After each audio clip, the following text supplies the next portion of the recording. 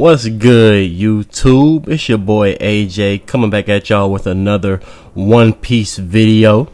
Another One Piece chapter review, not live reaction this week. I'm sorry about that, guys. But on the bright side, this chapter 1024, was definitely some heat. I knew this chapter was going to be some heat when I seen that One Piece made the cover of Shonen Jump again. And it was a continuation of that color spread from last chapter, which looked amazing as well. We see more warlords and supernova on this one than we did last one. The last one we seen Yonko, we got people like Kaido, Big Mom, things like that. But I knew going into once I seen that, I knew that this chapter was gonna be fire. The chapter starts off with Usopp and what I believe to be a little bit of foreshadowing, in which basically Big Mom Conqueror's Haki is knocking out people in the surrounding areas. Now Usopp is using this, he's lying about this, talking about his Conqueror's Haki. But one thing we do know about One Piece, and that we've learned 1,000 chapters into this series, that Usopp lies damn near always become true. We saw that especially in Dressrosa when he got the fleet and crew on his side. Pretty much thank you to Usopp. I mean, a lot of that had to do with Usopp and his doing and with the whole sugar situation. So we know this man's lies become true. Now also in the beginning of this chapter gives you an update on everybody's whereabouts. We see Frankie still going, so he's still up and about after his fight with Sasaki, which is very interesting because you would think that Frankie fighting somebody with a 400 million berry bounty, he would be, at least knocking on death's door, just a little more beat up, but he's still going. Same with Nami, same with Usopp, same with Tama. Everybody that's around, even Jinbei. We get updates on everybody.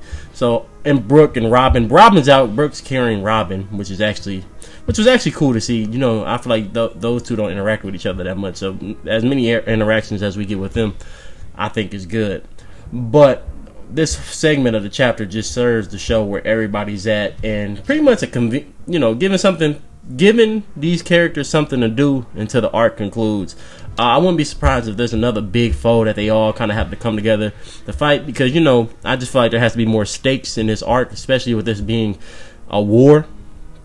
You would think that more of the Straw Hats would come out bruised and battered instead of the top three, the monster trio, Luffy, Zoro, Sanji.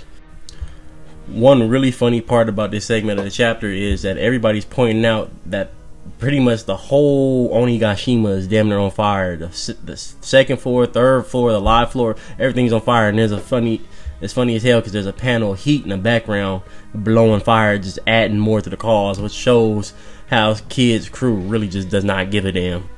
After this, we get into pretty much the meat and guts of the chapter, which is Kaido versus Yamato. Now, we see that Yamato is bleeding, or which we assume is Yamato bleeding, because I doubt it's Kaido. We don't see any real visible damage on him. But they're really going at it. And let me say one thing. Yamato is strong as hell, bro. Like, the fact that she's holding it down versus Kaido, that's another thing. It's pretty much been confirmed what gender Yamato actually is, and that is that she's a female. Now, she self-identifies as Odin, who's a male, but it's not in any way type related to like trans anything. It's just she idealizes Odin, but she still probably identifies as a female, and a lot of people still see her as a female, and I personally do too. That being said, her and Kaido are going at it. Kaido's kind of knocking her back, in which she says, "Kaido, you're trying to kill me." And Kaido basically confirms it, like, "Yeah, hell yeah, this is a war. I'm not playing around with you, especially if you're carrying Odin's name. I'm gonna go at you."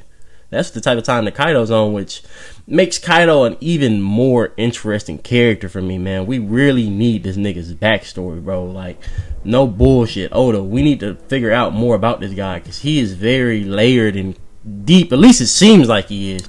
From here, we transition into a flashback of about 20 years ago. It seems to presumably be about a week after Odin died, because one of Kaido's henchmen mentions that the only princess, which he, like I said, confirms that Yamato is definitely a woman, has been throwing a non-stop tantrum for a week. Now, we do know that Yamato was present at the execution, so if she's been throwing a tantrum for a week, that we can presume that Odin's been dead a week at this point. Kaido has her in chains, throws her in a cave, Oh, hold up. No, I can't even. We can't even act like this didn't happen, bro. This nigga Kaido has fucking stick legs, bro. Like Oda. What the hell? I know it's a flashback, but you want to see that he's gotten bigger as these years went along. But bro, this nigga's legs are baby as fuck. Like, they're not as bad as Kuma and Gekko Mori's, but they're kind of bad, bro. Especially for somebody like Kaido, who seems physically fit. So for him having stick legs would be weird. That's like Whitebeard having stick legs. But you know, it is what it is at this point. Nah, fuck that. It ain't it is what it is. I gotta flame this nigga. Kaido, Oda, you can't be doing these characters like this, especially somebody like Kaido. Anyways, let me keep going. Basically, Kaido throws his own daughter into a cave while she's starving, all because she wants to be like Oden.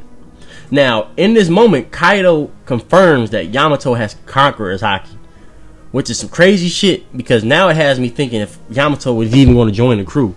You know, before this, I was gun-ho on that she was joining the crew, but I'm like, she has Conqueror's Haki. Like, her, Luffy, and Zoro having Conqueror's Haki, this is kind of crazy. And then seeing how good she's doing against Kaido her damn self, like, Yamato low-key might give Luffy a run for his money. Like, this shit is kind of crazy. But anyway, oh, and then another thing I wanted to touch on is Yamato, as from a kid, also had horns. And this looks like it was it pre-Devil Fruit? I'm not sure, but they did call her the Oni princess. It's just more Kaido lineage stuff. We need Kaido's flashback to understand what the hell is going on here. Now, another interesting thing about this segment in the chapter is the cave that Kaido decided to throw Yamato in also has what we could presume to be 3 daimyo within Wano. And Kaido basically throws them their swords and that little bowl of food, and it just presumes that they're all going to starve and fight each other out. But little does he know that Oden is not the only honorable swordsman from Wano, which we'll find out pretty soon in the chapter, as all of the samurai give Yamato the food. Let Yamato have food. They'd rather starve. This adds on further the admiration for Wano that Yamato does, that we see Yamato having in the future timeline, where it's not just an Oden thing. It's just what Oden represents and the embodiment of what Wano is. These swordsmen represent this. Now, the part of this chapter that has everybody going crazy is, and I always get these names mixed up. But basically, what perceives to be Zoro's ancestor, who is also a descendant of Ryuma, the daimyo from was it Hakumai? Ringo? One of the two. I get them mixed up, and I'm sorry about that. But basically, what we can presume to be maybe Zoro's dad, the person that we found out eventually leaves Wano. Or no, not leaves Wano. That person dies, but their kid somehow leaves Wano. Yeah, it's kind of convoluted, and especially because some of this stuff wasn't even revealed in the story. We know some of this information from like Viv cards and SBS from Oda about Zoro's lineage. But yes, this appears to be the person who is probably most likely Zoro's dad. But you didn't need me to tell you that, because this person is clear as day the spitting image of Zoro, or the Zoro is the spitting image of this person. Actually, I'm not even gonna hold you. I kind of think this guy looks cooler than Zoro, because he looks a little more older and mature. And I don't know, he look kind of gangster. I'm fucking with it. Like, yeah. But anyways, from here, Yamato pulls out the fucking Oden's logbook, which I don't know where the fuck she was keeping that shit, especially because she was locked up. I mean, they didn't check her.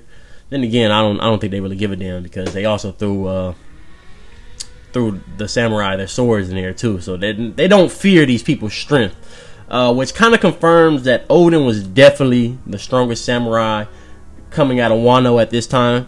Like, say what you want to say, I don't think Kaido would throw those samurai those swords if he viewed them as a big threat to himself. I think he only really viewed Oden as a threat to himself. But anyways, after spending 10 days in the cave, Yamato and the daimyos we're fed up. Or really, actually, the daimyos are fed up. Yamato's chilling. You know, she sleeps, she's not hungry.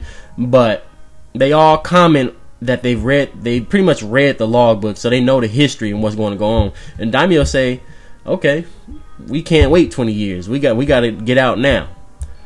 They break out, and presumably that's the last time we see them. They probably died after that battle, which is kind of crazy. And it's cool to see Zoro's descendant and the other daimyos, who actually, one of them looks like Ryza, and the other one looks like looks like Denjiro before Denjiro, or after Denjiro, after Oden died. Kiyoshiro, the character Kiyoshiro. Like, I don't know how that works because Kiyoshiro and Denjiro are the same person, but the one of the daimyos definitely looks like Kiyoshiro. Anyways, they break out, and presumably we can assume that they die.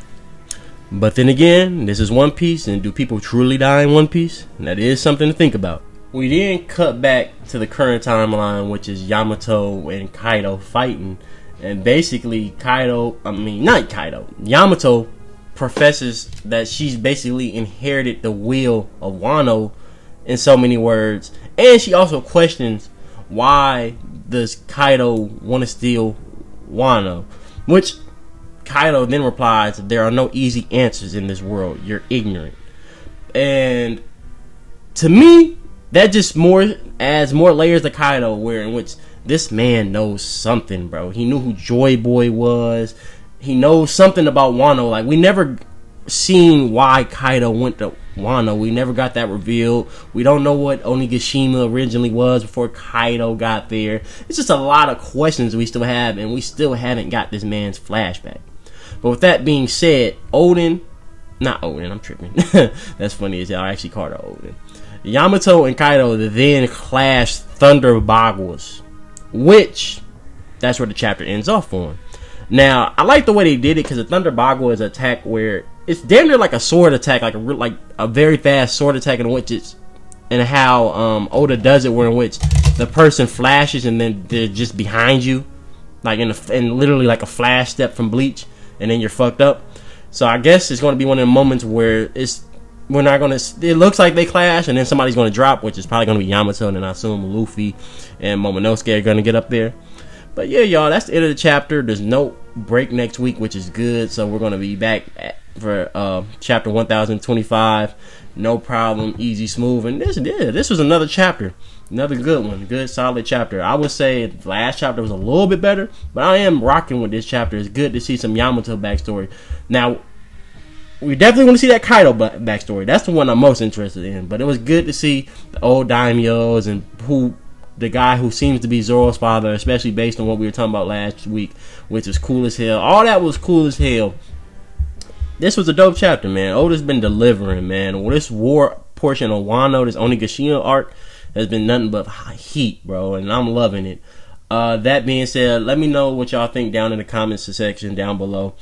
It's your boy AJ. I'm gonna get up out of here. Peace.